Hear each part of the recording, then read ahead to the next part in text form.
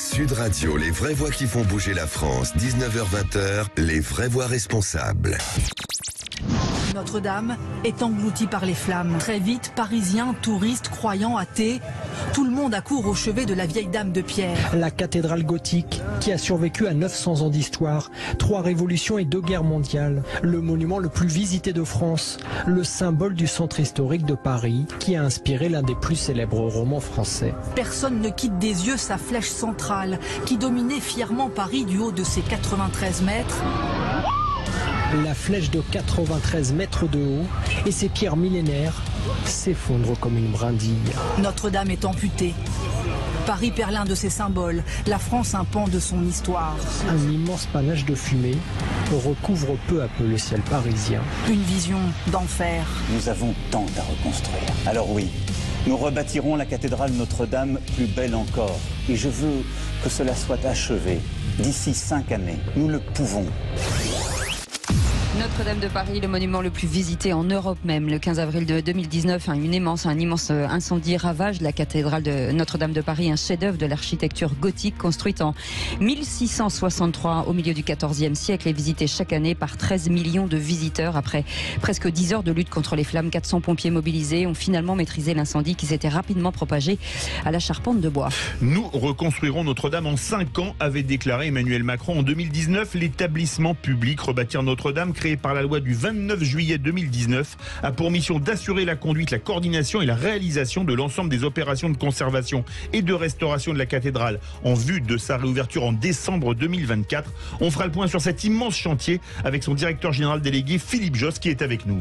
Dans quelques instants, bien entendu, Notre-Dame de Paris, comme vous ne l'avez jamais vu, il y a un peu plus de 850 ans, en janvier 2022, éternelle Notre-Dame, une nouvelle expérience immersive en réalité virtuelle débarquée à Paris, nous donnant l'occasion de visiter Notre-Dame de Paris et sa construction à nos jours à travers une expédition immersive à 360 degrés pour évoquer ce spectacle étonnant et incroyable qui nous plonge dans le cœur de l'histoire. François Nicolas, président directeur général d'Amaclio et producteur de l'exposition Réalité virtuelle et éternelle Notre-Dame sera avec nous. On vous souhaite la bienvenue dans Les Vraies Voix Responsables. Les vraies voix Sud Radio. Et on le disait, nous sommes à Paris dans la nuit du 15 et du 16 avril 2019. La cathédrale Notre-Dame de Paris est en flammes sous les yeux médusés des riverains et des caméras du monde entier. La flèche finit par tomber. On en parle avec vous, Philippe Josse, directeur général délégué de l'établissement public en charge de la restauration de la cathédrale Notre-Dame de Paris. L'ampleur des dégâts aujourd'hui, j'imagine, on se posait la question avec Philippe de se dire finalement première question qu'on a envie de vous poser, c'est comme le 11 septembre, on sait tous où on était à ce moment-là. Et vous étiez où? Eh bien, j'étais sur les quais de Seine. Quand j'ai appris que Notre-Dame de Paris brûlait, je suis parti aussitôt, j'ai pris les transports en commun, je suis arrivé et j'ai senti cette émotion qui était incroyable, qui était partagée par une foule d'une diversité touristes, parisiens qui étaient là. Certains pleuraient, d'autres priaient, mais tous étaient vraiment dans une émotion, un moment incroyable. Est-ce que aujourd'hui, en matière, Emmanuel Macron l'a dit il y a 4 ans, 5 ans, c'est important parce que on le disait hors antenne, il faut que les Parisiens puissent voir de nouveau Notre-Dame de Paris dans son nouvel habit, même s'il doit ressembler à l'autre. Aujourd'hui, on en est où 4 ans après, si on doit faire le constat? Alors, on est à 4 ans après l'incendie, on est maintenant à 18 mois de la réouverture de la cathédrale qui est prévue en fin d'année 2024. Alors, il y a une date qu'on a identifié avec nos amis du diocèse de Paris, l'archevêque et le recteur, le 8 décembre 2024, fête mariale. D'accord. Donc on a d'abord, il a tout d'abord fallu mettre en sécurité la cathédrale. La cathédrale, le lendemain de l'incendie, c'était un spectacle de désolation. Les voûtes éventrées, les décombres, les gravats qui étaient entrés dans la cathédrale, et puis la flèche qui avait disparu, ce grand comble, ce toit, la silhouette de Notre-Dame de Paris qui était vraiment affecté, visiblement affecté. Mais là on se dit, on commence par quoi en fait? Parce que le chantier est tellement immense. Alors on a commencé par tout simplement, pendant 2 ans, ça nous a pris 2 ans, déblayer tous les décombres. 2 ans pour déposer cet échafaudage. Il y avait des travaux sur la cathédrale au moment de l'incendie. Un échafaudage de restauration de la flèche, une grande structure en métal qui était à moitié fondue, qui menaçait de s'écrouler et d'emporter une partie de la cathédrale s'il s'écroulait. Donc déposer cet échafaudage et puis aussi étayer, c'est-à-dire sécuriser le monument dont on ne savait pas trop s'il allait tenir ou s'il allait pas s'effondrer par partie. Mais Philippe Josse, comment s'organise un tel chantier? Est-ce qu'on a ressorti les archives? Parce que les plans AutoCAD de l'époque gothique, ça n'existait pas trop. Comment est-ce qu'on a fait? Eh bien, on commence par faire un état des lieux, bien sûr. Identifier les dégâts et les fragilités du monument. Et puis, à partir de là, nos architectes, donc on a des architectes des monuments historiques, qui sont des spécialistes en France de tous nos monuments historiques aux différentes époques, donc les cathédrales, ont identifié l'étendue des travaux et ça a été une phase d'étude de projet. Ça a duré combien de temps pour Ça a duré, tout ça nous a mené jusqu'à fin 2020, courant 2021. La phase d'après, grâce à ces études de projet, on peut conduire les appels d'offres qui nous permettent de sélectionner les entreprises, les ateliers d'art, toutes les compétences qui vont être mobilisées pour restaurer la cathédrale. Aujourd'hui, ça concerne combien de métiers différents? Ça concerne des dizaines de métiers, ça concerne une bonne centaine d'entreprises et d'ateliers d'art, ça concerne 1 millier de personnes en France qui chaque jour travaillent sur Notre-Dame, environ la moitié répartis en France, en Lorraine, dans le sud de la France, en Anjou, et j'en passe, et pour moitié au cœur de l'île de la Cité. Est-ce que, pardon, allez-y. Non, est-ce que finalement, lorsqu'on arrive dans ce paysage de désolation, j'imagine qu'il y a forcément des œuvres, il y a tout un tas de choses dans cette cathédrale qu'il faut sauver.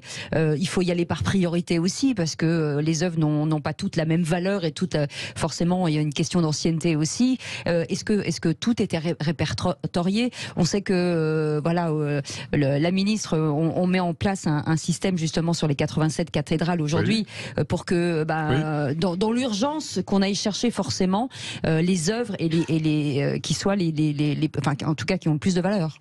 Alors par une chance extraordinaire, l'essentiel du mobilier d'art, des grandes œuvres de la cathédrale, tableaux, sculptures, boiseries, stalles, a été préservé des dégâts de l'incendie parce que l'effondrement des voûtes n'a pas affecté ces parties-là, comme les vitraux, comme le grand orgue.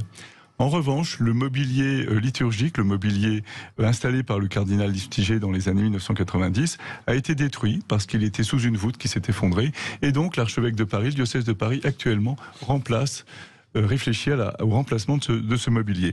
Et donc, dans les heures qui ont suivi l'incendie, il fallait évacuer notamment les tableaux, ce qui pouvait être évacué de la cathédrale. Et on va restaurer sur place une bonne partie du mobilier qui a été préservé de l'incendie, mais qui sera nettoyé et restauré sur place, en même temps qu'on reconstruit les voûtes, qu'on reconstruit la charpente, qu'on nettoie et qu'on restaure tout l'espace intérieur de la cathédrale. Que sont devenus les objets? Certains étaient probablement totalement calcinés, donc on pouvait rien en faire. Est-ce qu'on a pu en restaurer certains? Comment ça s'est passé? Alors, les tableaux ont été mis en lieu sûr et sont actuellement restaurés. On approche de la fin de leur restauration. Ils sont restaurés dans un grand entrepôt qui a été installé pour ça, en région parisienne. Et donc, ils réintégreront la cathédrale en vue de la réouverture. Le trésor de la cathédrale, lui, a été mis en lieu sûr, pour partie à la Banque de France. Je pense que c'est un lieu tout à fait sûr. Oui, faut espérer. Pour qu'on comprenne le trésor justement sur la liturgie, forcément qu'on nous explique ce que c'est que le trésor de la cathédrale. Alors le trésor, c'est principalement des objets d'orfèvrerie qui datent du 19e siècle, parce que le trésor avait été en bonne partie dispersé à la Révolution.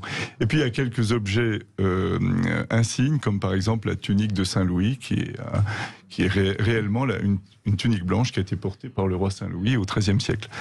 Et donc tous ces objets qui ont une valeur importante à la fois patrimoniale et puis parce que c'est du bronze, de l'or, donc est mis en sûreté. Lui, il n'a pas été abîmé, ne nécessite pas de restauration particulière. Il est mis en sûreté à la Banque de France et une partie aussi est mise en sûreté au Louvre, dans les réserves du Louvre. Le Louvre a des réserves qui sont tout à fait et qui ont accueilli aussi ce mobilier qui, dans les heures qui ont suivi l'incendie, avait fait d'ailleurs un passage par l'hôtel de ville de Paris parce que tout le monde était solidaire dans ces heures qui ont suivi l'incendie. Tout le monde s'est retroussé les manches pour faire ce qu'il fallait faire pour sauver ces trésors d'art. Il y a eu une union nationale, on peut le dire à ce moment-là. Il y a vraiment une union nationale de tous les acteurs, État, entreprises, ville de Paris, diocèse, clergé, vraiment tout ça a été. Et cette union, elle demeure. C'est-à-dire qu'aujourd'hui, sur ce chantier, il y a un état d'esprit, il y a une solidarité, une mobilisation, une fierté qui est extraordinaire à voir. C'est en fait, au-delà de la finalité, qui est de rendre cette cathédrale à ceux qui l'aiment et la rendre au culte catholique qui sera célébré à partir de fin 2024, eh bien, on va la rendre aussi à tous ceux qui aiment la cathédrale dans le monde entier. Et c'est une très belle mission. Et au-delà de cette belle mission, c'est une véritable aventure humaine qui soude tous ceux qui y participent. Et ça, c'est très beau à voir et à vivre de l'intérieur. Il y a des côtés positifs, forcément, dans cet incendie. On parle des métiers, on parle des compagnons, par exemple, qui sont souvent, depuis des années, des métiers oubliés, dont on ne parlait plus, et qui, grâce à cet élan de générosité et ces expertises, qui permettent à une jeune génération de dire moi, j'ai envie de faire ça, finalement. Ça a créé une espèce de nouvel engouement vers ces filières. C'est très important, ce que vous dites là, car, justement, nous sommes très, très attentifs à mettre en valeur, à faire connaître ces métiers, qui sont des beaux métiers. Bien sûr. Qui sont des beaux métiers, et ceux qui pratiquent ces métiers sont heureux. Ils aiment leur travail a du sens.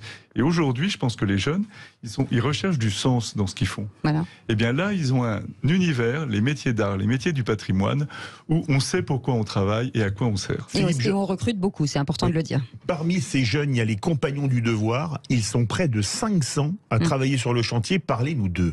Alors, les compagnons, on en trouve dans des spécialités nombreuses. Par exemple, les maçons tailleurs de pierre. Oui. C'est extraordinaire de voir ces tailleurs de pierre assembler, façonner des blocs, dans un détail, les sculpteurs qui viennent faire d'une finition. Par exemple, on reconstitue des rosaces en pierre, de pignons de la cathédrale, c'est superbe. Oui. Donc, maçons tailleurs de pierre. On a des charpentiers. Le travail de charpentier, un grand devancier, un charpentier. Oui, bien sûr, ça nous rappelle quelqu'un. Ça nous rappelle quelqu'un, n'est-ce pas? Et dans une cathédrale, c'est bienvenu. C'est ça. Eh bien, le travail des charpentiers, ça reste un travail magnifique, où on est au contact de la matière, où il y a une partie des charpentes qui sera taillée à la main. Pourquoi? C'est pas simplement pour faire comme au chantier de Guédelon, c'est pas pour faire pittoresque. C'est parce que ces charpentes ont été taillées à la main au XIIe et au XIIIe siècle, et que ce faisant, on suit la ligne, la fibre du bois, et ça garantit la pérennité à très long terme, parce que nous, on restaure cette cathédrale pour au moins 850 ans. Oui. Elle avait 850 ans lors de l'incendie. Ah oui. On l'a reconstruit au moins pour 850 ans. Hein. Dans les chantiers, il y a des garanties décennales, mais nous, on regarde plus loin qu'une garantie décennale. Hein. Et donc, il y a une tradition, effectivement, de fabrication. Donc, voilà, et les charpentiers. Et Ensuite, de pérennité. il y a beaucoup de restaurateurs, les vitraillistes, les facteurs d'orgue. C'est des boulots extraordinaires. Les restauratrices de peinture et les restaurateurs de peinture. C'est magnifique, tous ces savoir-faire. Et là, il y a une vraie demande, parce que ces métiers, comme dans beaucoup de domaines, ont du mal à recruter. C'est trop dommage. Oui, et ça a créé des vocations. Alors, d'habitude, les vocations à Notre-Dame, c'est plutôt des vocations religieuses, là, c'est des vocations artisanales. Alors, mais c'est très spirituel quand même. On multiplie les événements pour essayer d'aller à la rencontre de ces jeunes. Il y a les journées du patrimoine. On vient d'ouvrir, juste à côté d'Éternel Notre-Dame, on va en parler dans sous le un instant. parvis, on vient d'ouvrir notre maison du chantier. Et là, on raconte le chantier. Il y a des films, il y a des petites vidéos, il y a des vestiges, il y a des maquettes, il y a beaucoup de choses. Et on s'adresse à tous les publics. Et il y a un livre excellent qui est sorti, La fabrique de Notre-Dame, journal de la restauration numéro 4. Et alors, on voit vraiment ces artisans qui travaillent avec des photos, qui refont les statues. Est-ce qu'on peut parler d'artistes plutôt que de compagnons, des compagnons artistes, si alors, vous préférez. On peut parler d'artistes pour une partie d'entre eux. Moi, j'hésiterai pas à dire qu'un tailleur de pierre est un artiste à sa manière, et qu'un charpentier qui, avec sa doloire, une hache particulière, taille la fibre du bois, est aussi un artiste à sa manière. Moi, combien de personnes travaillent sur cette restauration? Est-ce qu'on a des chiffres? Oui, alors on l'estime au total 1000 pour l'ensemble de la France, dont en ce moment environ 500 sur place. Dans la cathédrale. C'est d'ailleurs, compte tenu qu'on manque un petit peu de place, c'est un petit peu contraint. Et puis là, c'est dur de pousser les murs. Et on a poussé les murs autant que possible avec la compréhension de la ville de Paris, qui nous a laissé quand même occuper la moitié du parvis, ce qui n'est pas rien. Puis une partie et puis les jardins publics qui étaient les squares qui étaient de l'autre côté de Notre-Dame. Donc on peut pas faire plus. Donc il faut faire avec ce qu'on a. Il y a une coactivité, tous ces compagnons, tous ces corps de métier, les maçons, les tailleurs de pierre, les restaurateurs, les sculpteurs, ils sont en même temps sur ce chantier. Il y a un enjeu d'organisation et de logistique qui est considérable sur ce chantier et qui est un des facteurs clés de la réussite de ce chantier. Eh ben, vous restez avec nous, hein, Philippe Jost. On va parler aussi d'un événement qu'on aime beaucoup, ça s'appelle Éternel Notre-Dame. C'est concomitant justement à la restauration de ce magnifique édifice. Et puis vous allez pouvoir, grâce à Éternel Notre-Dame, comprendre comment ces charpentiers qui travaillent aujourd'hui travaillaient il y a 850 ans. Vous étiez libre à l'époque, vous moi j'étais là. Oui, moi j'étais là. Je suis très en forme, vous savez. Restez avec nous, on en parle dans un instant. 0826 300 300, vous voulez poser des questions, vous êtes les bienvenus. On est ensemble avec Philippe David jusqu'à 20h. À tout de suite. Bienvenue sur Sud Radio dans les vraies voix responsables avec un spécial Notre-Dame de Paris dont on fêtera un triste anniversaire le 15 avril prochain. 5 ans que cette magnifique... oui, dans un an. Oui, c'est ça. C'est ça. Je suis de mauvaise foi. Oui, j'ai raison. La cathédrale Notre-Dame de Paris, il y a 4 ans, s'écroulait sous une partie, en tout cas sous les flammes, avec un chef-d'œuvre à l'intérieur, en tout cas beaucoup d'artistes, beaucoup de choses à l'intérieur de cette belle cathédrale et pour la reconstruire, l'établissement public Rebâtir Notre-Dame de Paris, qui a été créé en 2019, avait pour mission d'assurer la conduite et la coordination et la réalisation de l'ensemble de ce chantier immense. Philippe Jost est avec nous, c'est le directeur général délégué, et merci en tout cas d'être là. Et puis il y a sur ce parvis aussi une expérience immersive incroyable, ça s'appelle Éternel Notre-Dame, en réalité virtuelle, qui a débarqué à Paris et qui nous donne l'occasion, en tout cas pour ceux qui ont la chance de pouvoir la visiter, de Notre-Dame de Paris dans sa construction à nos jours, par le truchement, j'allais dire, d'une expédition immersive en 360. On va en parler avec François Nicolas. Bonsoir, merci d'être avec nous. Vous êtes président directeur général d'Amaclio et producteur donc cette exposition en réalité virtuelle qui s'appelle Éternel Notre-Dame. On vous accueille tout de suite parce que forcément il y a une concomitance entre les deux. Aujourd'hui, cette exposition en réalité virtuelle permet à des publics qui n'avaient pas eu l'occasion de venir à Notre-Dame finalement de revivre l'histoire de la création de cette cathédrale. Alors c'est bien le projet initial. Et à tout seigneur, tout honneur, c'est le groupe Orange, en fait, qui a eu cette initiative et qui a contacté l'établissement public Stéphane Richard, assez vite. Stéphane Richard, absolument, à l'époque. Et Gervais Pellissier, qui est le directeur général délégué du groupe Orange, qui a eu cette idée. Et en fait, effectivement, on avait tous les chiffres qui arrivaient de tous les grands groupes du CAC 40 en disant, je mets 100 millions, 200 millions, etc. Le groupe Orange n'avait rien annoncé. Et en fait, je pense que leur idée était géniale, était de dire il faut que le public continue à pouvoir visiter Notre-Dame pendant toute la durée des travaux. Donc effectivement, il y a une concomitance. Alors, le projet n'a pas 850 ans comme la cathédrale. Non. Donc la concomitance est quand même très récente, dans la concordance des temps en tout cas. Il vous reste 846 donc il nous reste ans. 846 ans pour faire ça à peu près. Voilà. Mais c'est vraiment l'idée qui a préexisté à cette expérience. Voilà. Alors ce qui est extraordinaire quand on va voir en expérience virtuelle, on a des lunettes virtuelles dans Éternel Notre-Dame, on voit la cathédrale en construction quelque part, comme aujourd'hui elle est en reconstruction. On se promène dans Paris avec les gens qui arrivent habillés comme à l'époque, les terrasses des cafés où on vous sert, je sais pas si on disait une bière ou une cervoise à l'époque, excusez-moi, cette cervoise c'est plutôt les Gaulois peut-être, c'est extraordinaire, racontez-nous ça. Alors, quand on met le casque de réalité virtuelle sur la tête, on se retrouve plongé en 1250 à peu près. On est dans la rue Neuve de Notre-Dame, qui n'existe plus aujourd'hui, qui est d'ailleurs à la place du parking, qui est sous le parvis, on va dire. C'est là où on s'est installé d'ailleurs. C'est là où on s'est installé, c'est là où on peut faire l'expérience aujourd'hui. Et également à la Défense. Il y a et également à la Défense, à la Cité de l'Histoire, qui est un autre projet effectivement d'Amaclio, plus qu'un projet, puisque ça existe. Donc on a deux lieux aussi, en ce moment, sous l'Arche de la Défense et sous le parvis de Notre-Dame. Et donc vous mettez ce casque de réalité virtuelle, il pleut, il est 5h, 6h du matin, et là on a Maurice de Sully, et on commence à parler effectivement avec Maurice de Sully. C'est quasiment interactif en fait, c'est un guide qui nous emmène pendant 45 minutes, on déambule dans une grande salle qu'on ne voit pas parce qu'on a un casque de réalité virtuelle, et on va traverser 800 ans d'histoire, presque tous les endroits de la cathédrale, et c'est là où cette réalité virtuelle est folle. C'est que dans réalité et virtuelle, il y a aussi réalité. Et donc on a aussi l'impression, effectivement, de se retrouver dans des endroits de la cathédrale que l'on ne verra pas, même la cathédrale reconstruite. Donc c'est tout l'intérêt. Et vous avez une visite qui est, j'allais dire, guidée On va vous expliquer plein de choses dans cette visite de 45 minutes. Le texte est magnifique, il a été écrit par Bruno Cellier.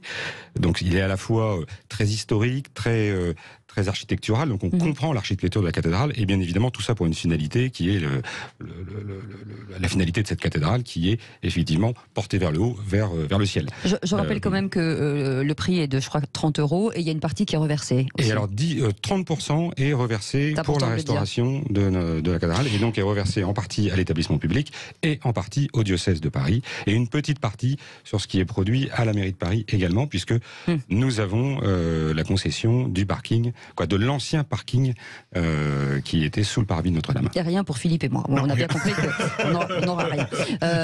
Quand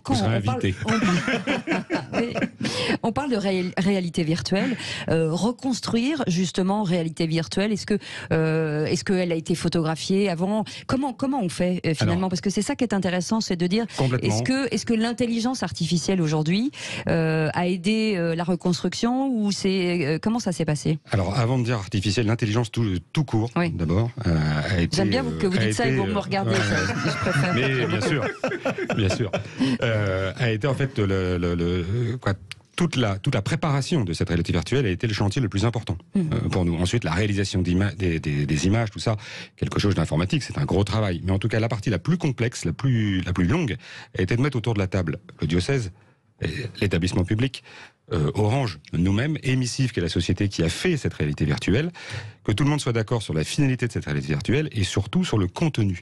Et sur le contenu, ça a été effectivement un énorme travail. Il a fallu parler avec les conservateurs, avec les restaurateurs, avec les historiens, puisque grâce à quelques textes, on a pu imaginer comment c'était, parce qu'il n'y avait pas forcément des dessins dans les AutoCAD, mais même des dessins, tout simplement, n'existaient pas exactement de ce qui avait été fait. Alors, Viollet-le-Duc, on a plein de choses, mais c'est très récent. Viollet-le-Duc.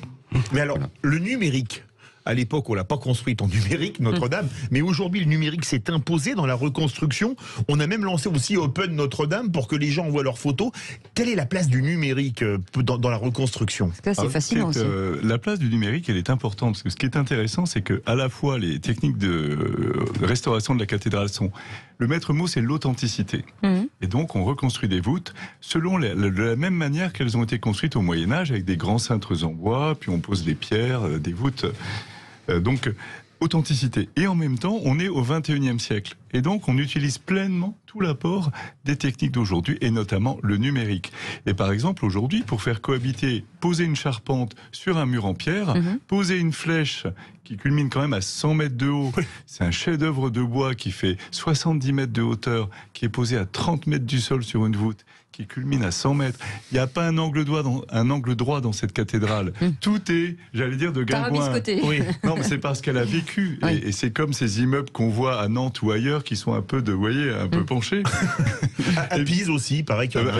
Exactement. Donc il n'y a pas un angle droit dans cette cathédrale. Donc le numérique, on fait ce qu'on appelle des nuages de points. C'est-à-dire qu'on détecte l'emplacement de tout ça, et le numérique nous permet d'avoir un modèle numérique de la cathédrale. Ultra précis du coup. Ah mais ultra précis, au centimètre près. Et ça, c'est extrêmement précieux pour justement imbriquer tout ce qui doit l'être, faire cohabiter la pierre et le bois, la couverture et le bois, et pouvoir restaurer les voûtes, reconstruire les charpentes. Donc le numérique est extrêmement utile, mais il y a beaucoup d'autres apports des technologies d'aujourd'hui. Par exemple, on utilise des logiciels pour tester la résistance des charpentes, pour tester la résistance à l'effet du vent. Ah oui. Cette flèche, on vérifie que par rapport à une tornade à plus de 100 km/h, 150 km/h, elle résisterait. Dans le micro. Il y a des simulations. Il y a aussi une protection incendie. C'est important, la protection incendie. C'est clair que là, oui. Dans le contexte de Notre-Dame de Paris. Eh bien, on l'utilise de plusieurs manières. D'abord, on utilise les techniques les plus modernes, comme un système de conduite qui va permettre de diffuser un brouillard d'eau en cas de départ de feu. Autrement dit, si l'incendie qui s'est produit en 2019 avait lieu une fois qu'on aura rouvert la cathédrale, eh bien, le départ de feu, il serait étouffé par le brouillard d'eau qui réside déjà à demeure dans la cathédrale. alors qu'on n'aurait pas à attendre que les voitures de pompiers puissent franchir les embouteillages, etc. Et on sait que ça a été très compliqué. Oui, exactement, ça a été bien compliqué. J'ai une question sur la construction, parce que forcément, cette flèche, le bois, c'est peut-être élimé, il est peut-être plus léger, il est peut-être, parce que j'imagine, il faut tout calculer. Est-ce que finalement les fondations de la cathédrale sont encore suffisamment forts aussi pour retrouver une flèche nouvelle avec des bois bien durs et récents? Donc il faut tout calculer finalement. Vous avez totalement raison. Ça fait 2 fois que vous me le dites, j'aime beaucoup. Vous allez revenir. Je pense que ça, Philippe a tout les clés. Jamais l'effet du hasard. Donc il y a des bureaux d'études dont la spécialité est justement de faire tous ces calculs. Quand on déploie un échafaudage de 600 tonnes à la croisée du transept, enfin au milieu de la cathédrale, pour construire la flèche, il faut vérifier que le sol est stable, il faut vérifier le sous-sol du... Parce qu'elle a bougé forcément en 850 ans. Oui, et puis ce poids de 600 tonnes, il pourrait enfoncer le sol si on n'y prenait pas garde. Donc il y a des études à faire. Quand on reconstruit les charpentes et la flèche, on vérifie que les maçonneries les pierres n'ont pas été fragilisées par le feu.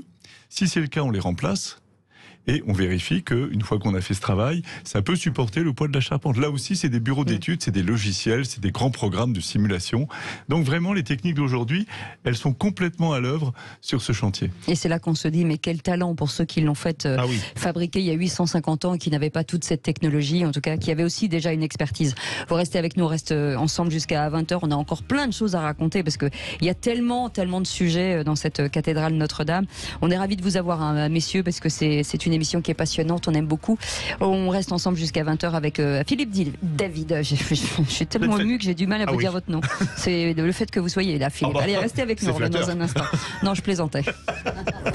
Et ce soir, c'est une spéciale Notre-Dame de Paris, ce monument immense, 13 millions de visiteurs par an, et après forcément ce ravage suite à l'incendie, elle est en reconstruction aujourd'hui. Au bout de 4 ans, on est en train de faire le point avec nos invités, avec Philippe Jost qui est avec nous, qui est directeur général de l'établissement public Rebâtir Notre-Dame de Paris, qui est créé en 2019 pour cette mission forcément d'assurer la conduite et la coordination de la réalisation de l'ensemble des opérations de conservation et de restauration de la cathédrale. Et puis Éternel Notre-Dame, faut vraiment y aller, c'est une expérience immersive assez incroyable où vous allez vivre comme il y a 850 ans la fabrication et la création de cette immense cathédrale. Et on va en parler bien entendu avec François Nicolas, qui est président directeur général d'Amaclio et producteur de l'exposition en réalité virtuelle Éternel Notre-Dame, qui est à Paris aussi, mais aussi à la Défense. Aujourd'hui, François Jost, au bout de 4 ans...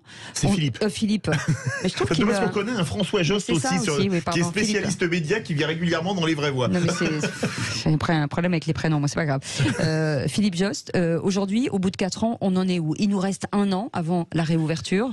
Donc, qu'est-ce que... Il nous reste 18 mois, puisqu'on ouvrira à l'automne 2024. Il prend 6 mois, C'est ça. C'est l'année 2024. D'accord. Vous avez gagné 6 mois. Comment rater 6 mois, l'air de rien. Mais pas plus. Eh bien, on a 3 grandes composantes dans ce chantier, 3 grandes parties. D'abord, comme les voûtes se sont effondrées, les gravats et les cendres et les poussières sont entrés dans la cathédrale. Donc il faut nettoyer entièrement tout l'espace intérieur de la cathédrale et à cette occasion le restaurer. Et ça va être, je pense, la plus belle surprise à la réouverture de la cathédrale. Tous les amis, tous ceux qui aiment la cathédrale, ils vont la découvrir enfin, toute neuve, comme on a envie de la voir, c'est-à-dire propre, et avec tout son éclat, étincelante, aussi bien les pierres, parce que tout l'intérieur est en pierre, que les décors peints. On avait oublié qu'il y avait des chapelles peintes dans le chœur on va redécouvrir leurs couleurs, oui. Avant de reparler d'Éternel Notre-Dame et des expos, il y a une chose quand même extraordinaire. Samedi, on sera le 15, le 4e anniversaire, ce sera la fin de la pose du tabouret de la charpente.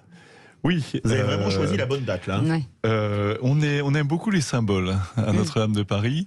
Et de fait, la mobilisation et la fierté de tous tournent aussi par ce goût des symboles.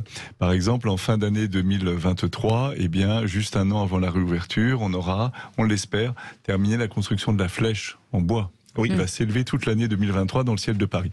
Donc après ces restaurations intérieures, vous m'amenez, et vous avez bien raison, au chantier de reconstruction de la flèche qui est en bois. Et on a commencé, alors ça fait plusieurs mois que les charpentiers taillent les bois qui viennent des 2000 chênes qu'on a été chercher des beaux chênes des forêts françaises. C'est aussi une chance en France d'avoir ces chênes tricentenaires, cette tradition dont l'Office national des forêts nous parle et nous a énormément secondé dans cette affaire. Donc, les charpentiers taillent les bois depuis des mois et enfin, ça y est, ils arrivent dans la cathédrale et on commence la construction de la flèche par évidemment sa base, ce qu'on appelle le tabouret. Vous vouliez témoigner de votre visite d'Éternel Notre-Dame qui vraiment mérite d'être vue. Oui, on vous écoute. Je suis sûr que vous allez en dire du bien. Ça va faire plaisir à François Nicolas. Je vais en dire du bien, mais avec beaucoup de sincérité. Parce que c'est à la fois passionnant et c'est à la fois émouvant. On découvre beaucoup de choses et on est transporté dans différentes époques. Et d'emblée, dès le démarrage, on est saisi. On est immergé au XIIe siècle, dans la nuit d'un pluvieuse de Paris. Oui. Et là, on est face à une cathédrale en train de se construire. C'est extraordinaire. Ensuite, on parcourt le chantier. Et puis, on arrive à un moment dans ces parties qu'un visiteur, malheureusement, ne verra jamais. C'est-à-dire cette forêt, ce qu'on appelle la forêt, cette charpente de Notre-Dame, qui ne peut pas se visiter. La flèche elle-même, qui est un fabuleux édifice en bois, on ne peut pas entrer. Le visiteur n'entrera jamais dans cette flèche. Eh bien, tout ça, on le vit grâce à Éternel Notre-Dame. Et puis, je dois le dire, avec ma petite casquette de restaurateur de Notre-Dame, eh bien, tout à la fin, quand les restaurateurs de Notre-Dame donnent les clés à l'archevêque de Paris, qui reprend possession de sa cathédrale pour y célébrer le culte, j'avoue que j'ai été très ému. Très ému. J'ai pensé à ce moment, dans 18 mois, qui aura lieu, où ça va se passer. Et vraiment, j'ai vraiment eu les larmes aux yeux. Et d'ailleurs, quand on vous a proposé ce job, vous avez été ému. J'imagine que c'est une énorme fierté. C'est effectivement une vraie fierté et un vrai bonheur. Ouais. Oui, mais une grosse angoisse. Je viens consommer beaucoup de Lexomil, mais ça va. Oui, mais écoutez, on est plutôt dans la confiance, la sérénité. On se bat tous les jours. Mais on y croit, et pour le moment, on franchit les étapes, l'une après l'autre. Et vous dites, vous parlez du tabouret qu'on a commencé à construire, eh bien on le construit au moment où on devait le construire pour être prêt pour fin 2024. Mais justement, parce que quand on regarde encore les images, forcément, tout le monde a les yeux rivés sur cette flèche en se disant, pourvu qu'elle ne tombe pas, pourvu qu'elle ne tombe pas. D'abord, la première question est qu'avez-vous fait finalement des résidus de cette flèche? Est-ce qu'ils sont exposés quelque part? Parce que ça reste quand même... vendus aux enchères, par exemple, comme les morceaux du mur de Berlin. Je ne sais pas. Est-ce qu'ils existent encore? Est-ce qu'ils ont été traités d'une manière... L'idée de la vente aux enchères est une idée à laquelle on peut réfléchir. Je prendrai une commission alors. Tous les vestiges de l'incendie ont été soigneusement triés avec l'aide des archéologues de la direction régionale des affaires culturelles, la DRAC Île-de-France, qui nous a beaucoup aidé dans cette phase. Et tous les vestiges de valeur, qui ont une valeur patrimoniale, qui ont une valeur historique, ont été soigneusement entreposés. On a loué un grand entrepôt en région parisienne, qui est très utile pour les entreprises qui travaillent à la restauration de Notre-Dame de Paris, parce qu'ils trouvent des modèles pour la restauration à l'identique. Et puis, bien sûr, ces vestiges seront conservés. Et il y a une valeur historique, forcément. Ils ont une valeur, ils seront conservés. Et ça nous amène d'ailleurs à une idée qui fait son chemin en ce moment, qui est celle d'un musée de l'œuvre, qui pourrait ouvrir le moment venu, pour notamment témoigner de cette belle aventure de la restauration, mais aussi donner à voir ces fabuleux vestiges, comme par exemple la croix qui était à l'extrémité de la toiture de Notre-Dame, côté chœur, qui est maintenant un peu tordue, mais qui est un très beau vestige. On a des vestiges de l'horloge qui était dans la flèche. On a bien sûr beaucoup de poutres plus ou moins calcinées qui constituent autant de vestiges de la violence de cet incendie. Combien de temps ça va mettre pour monter cette flèche en fait ? Eh bien, vous savez, il y a un gros travail d'étude, de préparation. Parce qu'elle est montée sur place. Elle est bien sûr assemblée sur place. Alors, conformément aux techniques du médiéval, du Moyen-Âge, et d'ailleurs l'art des charpentiers du Moyen-Âge est inscrit au patrimoine immatériel de l'humanité, c'est pas rien, il a été inventé en France au XIIe siècle. Eh bien, il y a un montage en atelier, puis on démonte tout, et puis on amène ça sur place et on remonte. Eh bien, ça prendra au total moins d'un an. De monter la flèche au cœur de la cathédrale. Eh ben moi je vais mettre ma tente en bas. Je voudrais vous poser une question. En 2024 à Paris, si je ne m'abuse, il y a les Jeux Olympiques. Il n'y a aucune chance qu'elle soit rouverte pour le jour de la cérémonie d'ouverture ou de clôture, par exemple ? on ne vise pas l'ouverture de la cathédrale pour les Jeux Olympiques. En revanche, tous les visiteurs, et ils seront nombreux à Paris, pourront voir de leurs yeux le bon avancement du chantier parce qu'ils verront la flèche dans le ciel de Paris. Ah oui. La cathédrale aura retrouvé sa toiture et donc il sera évident qu'on est vraiment très proche de cette réouverture escomptée pour la fin de l'année 2024. En tout cas, merci mille fois de ce moment. Merci beaucoup d'abord François Nicolas, président directeur général d'Amaclio, producteur de l'exposition en réalité virtuelle Éternelle Notre-Dame. Je vous rappelle que c'est sur le parvis de Notre-Dame, mais aussi à la Défense. Et bien juste entendu. à côté, la maison des métiers de l'établissement public. Voilà, sous le parvis, vous avez à la fois cette exposition et Éternelle Notre-Dame. Et puis Philippe Josse, merci aussi d'avoir été avec nous, directeur général délégué de l'établissement public de Rebâtir Notre-Dame de Paris. Je voudrais juste dire à tous vos auditeurs et auditrices que nous avons des sites internet, une chaîne YouTube, Absolument. Rebâtir Notre-Dame de Paris, Instagram, où nous postons en permanence des photos et des commentaires sur l'avancée du chantier. Et le journal de la restauration avec plein de photos magnifiques. Il y a même Philippe Josse. Alors, Et vous pouvez continuer à faire des dons, bien entendu, je crois aussi. Mais on ne refuse pas les dons, bien entendu. Nous non plus, si vous voulez nous en faire, nous non plus. Merci en tout cas d'avoir été avec nous. Merci beaucoup, à Merci notre à vous. équipe de Sud Radio, Merci à des toute vraies voix l'équipe. qu'on adore, Benoît, Aurore, Justine, Aude, Justine. Et puis dans un instant, c'est notre ami Yvan Cujus dans Loft Music qui reçoit Marina Kaye, Ali et Thomas Chaline. Mais tout de suite, on va parler d'argent. Conseil de famille avec Stéphane Moller. On se retrouve demain 17h. Absolument. Vous souhaite une très belle soirée Bonne sur soirée Sud à Radio. vous. Salut, à demain. Merci.